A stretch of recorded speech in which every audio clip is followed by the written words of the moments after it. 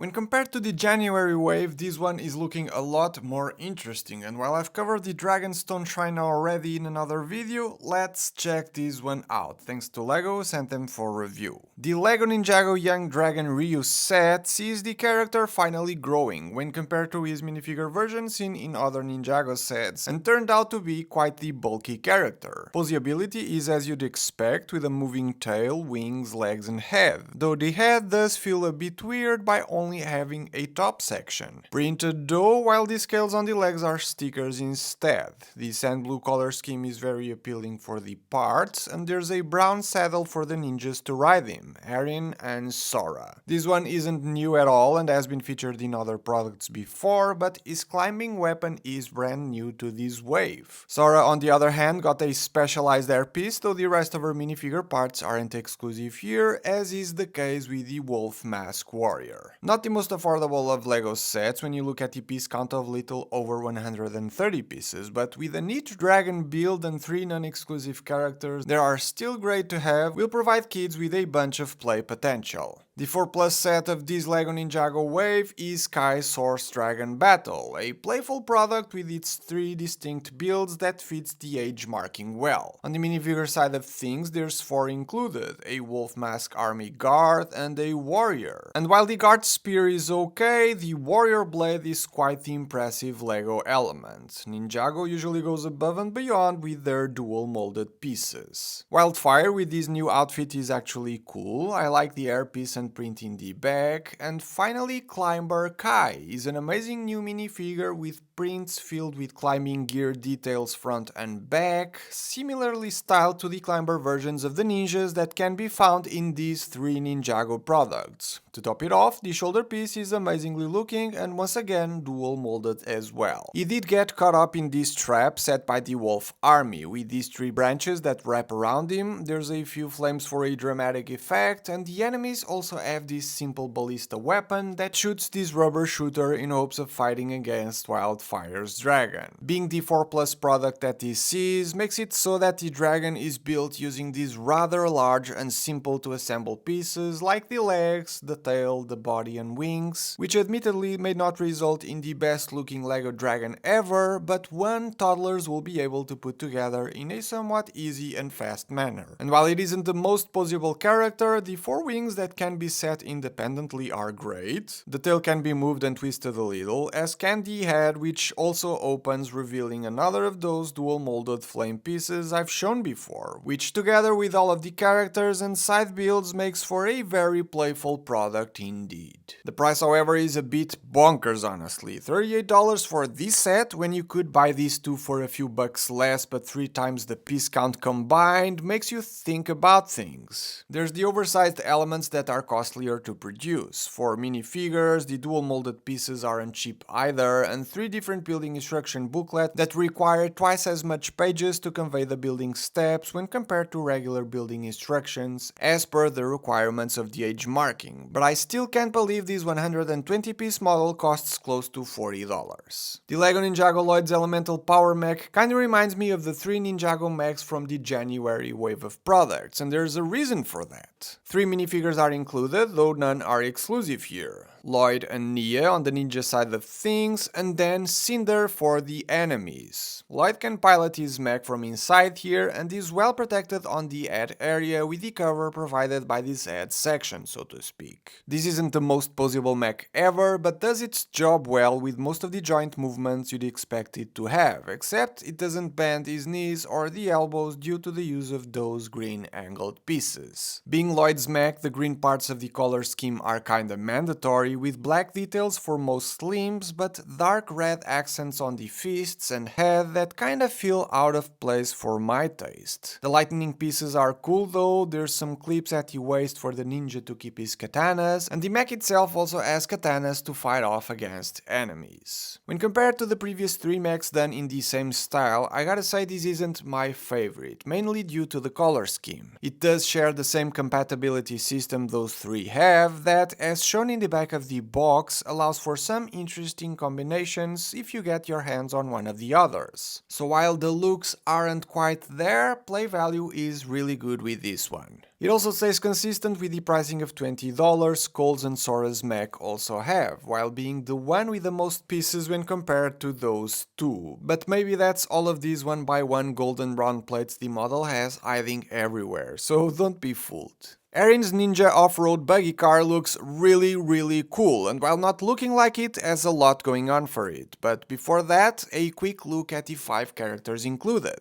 There's the Baby Dragon Riyu and Arin, featured many times before in other LEGO Ninjago products. Same goes for the Wolf Mask Claw Warrior and Cinder, that does have that impressive looking dual molded sword element, and finally Climber Cole, also carrying a katana and a climbing weapon like Arin, but features that cool looking shoulder piece and exclusive prints that all of the Climber ninjas of this new wave of products have. What's cool about this set is the off-road buggy car. Can't say I love all of the stickers used for details, but they do make the vehicle look a lot more appealing, right? The trans orange canopy piece can open, revealing space for both ninjas to sit inside. This black element for a roll cage of sorts is kinda cool, but look at the size of those tire elements. They're bigger than the minifigures by a significant amount, and if that wasn't enough for the coolness factor, looking at it from the back reveals the shock absorber element, meaning this one has a working suspension, which makes it great to drive over obstacles. Above the back wheels there's the engine with lots of exhaust pipes, making you believe this is a powerful vehicle. Some wings with stickers for details, and these shooter pieces that can hold 3 round tiles for rapid fire action.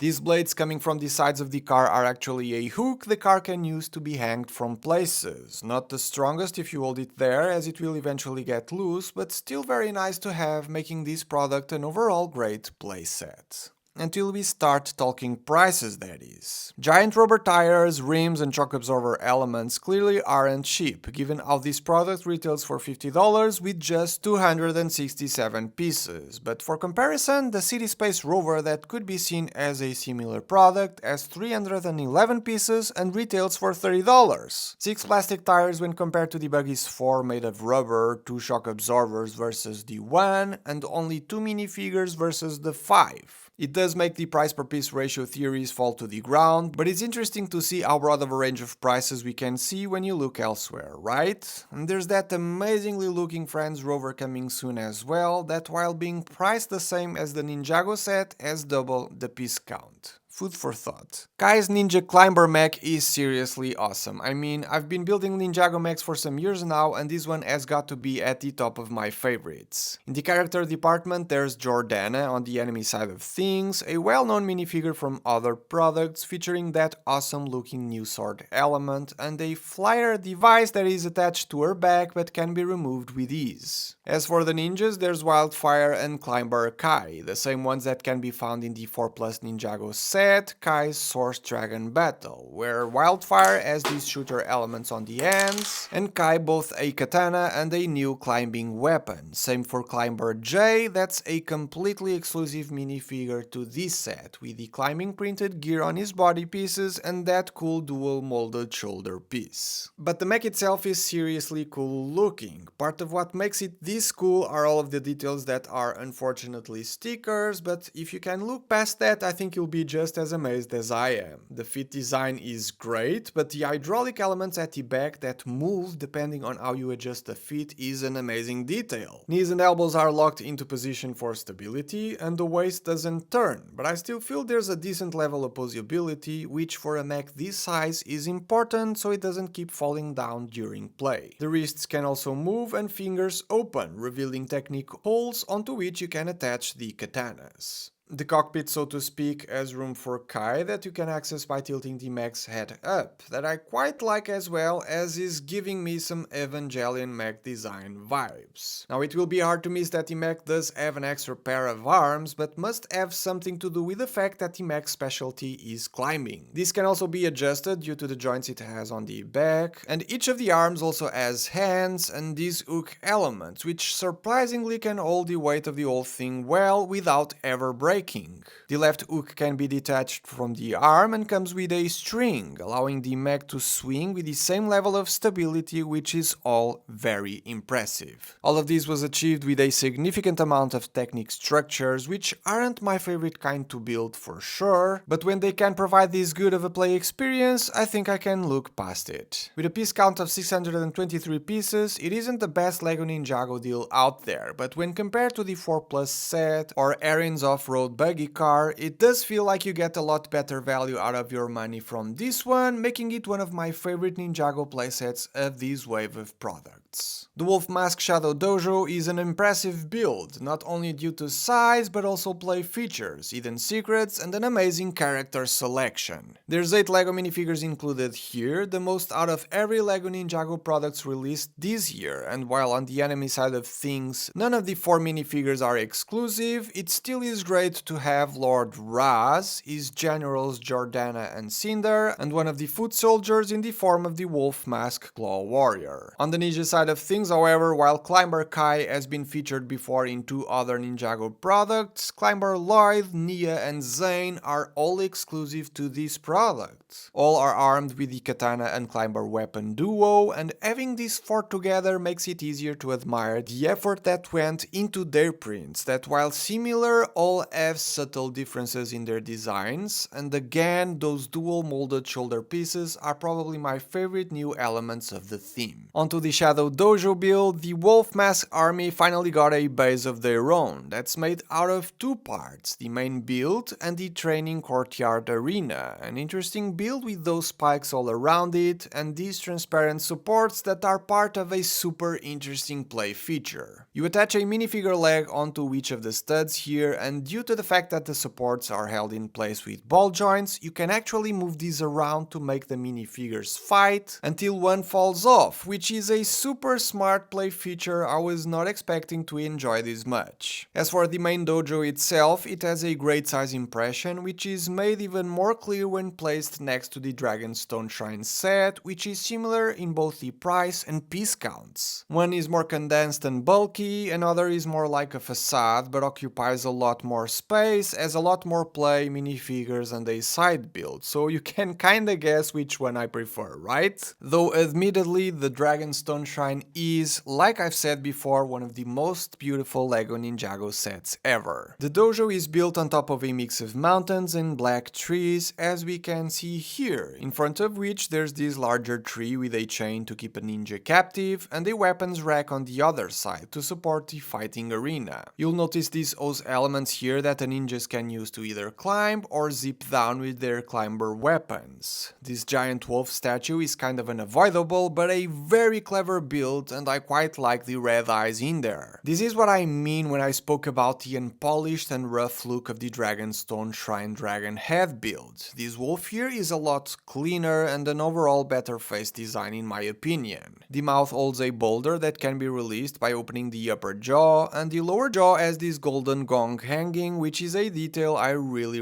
like. The look of the upper floor is quite dark, fitting the Wolf Mask army, and has this balcony at the front from where the fights at the courtyard can be observed. And I like these lamps and candles next to these very interesting magenta shapes going around the doorway. The layered dark blue roofs look great, the spikes at the ends fit the style quite well, and above a dish element with a red moon print on it. On one of the sides there's a target practice tile, and on the other steps that lead up to the balcony. On the back of the building we can see the interior of the dojo with a few stickers for decorations on the walls, some lamps, tables with items in them, and then this golden staff, which must be important as it's protected with this trapdoor function activated by turning this tree assembly at the front, which is the kind of things kids love to play with. Last but not least, at the base there's also a hidden blade on this stone, which again is the kind of stuff that drives the appeal and play value of LEGO sets such as these even higher. So all in all, I have to admit that this one was a pleasant surprise, completely killing it with the size impression, play value and minifigure selection. Very happy that LEGO Ninjago redeemed itself with these products after that somewhat lackluster January wave, so I'm kinda excited to see where the theme goes from here, as I'm slowly becoming a LEGO Ninjago fan myself.